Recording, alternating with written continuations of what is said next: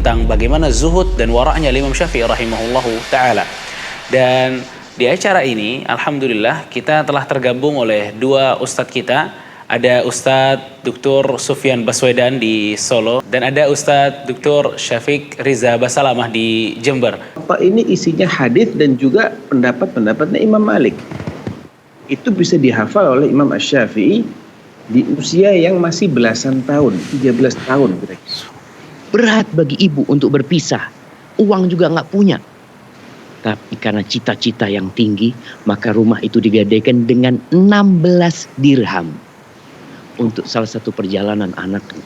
Sejauh mana kita bisa membenarkan atau meluruskan isi karya tersebut tentang kesahihan dan ketidaksahihan penisbatan kepada sang imam.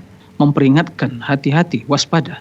Jangan sampai menisbatkan ya kepada seorang imam, terutama imam ahli sunnati wal jamaah, akidah yang tidak pernah dikatakan dan akidah yang tidak pernah diyakininya. Dan Imam Syafi'i termasuk ya korban dalam hal ini.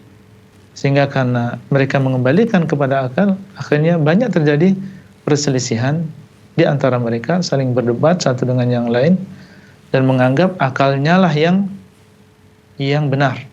Ya, jadi sangat manusiawi kalau seseorang atau seorang alim itu terus tumbuh berkembang. Imam Syafi'i rahimahullahu ta'ala, di sebagian besar umur beliau menuntut ilmu. Sehingga yang beliau ajarkan kaidah-kaidah.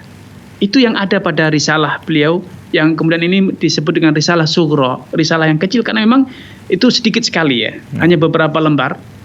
Dan kemudian ketika beliau sudah hijrah ke Mesir baru disempurnakan menjadi risalah yang sekarang ada di tengah-tengah kita yang dicetak. Dan Imam Syafi'i sedang mendebatmu, maka engkau akan mengira Imam Syafi'i itu hewan buas yang akan memakanmu. Ini menunjukkan betapa ahlinya Imam Syafi'i dalam berdebat. Semoga semuanya ini bermanfaat bagi kita dan Allah mudahkan kita untuk bertemu lagi dan melanjutkan kajian-kajian yang lain lagi.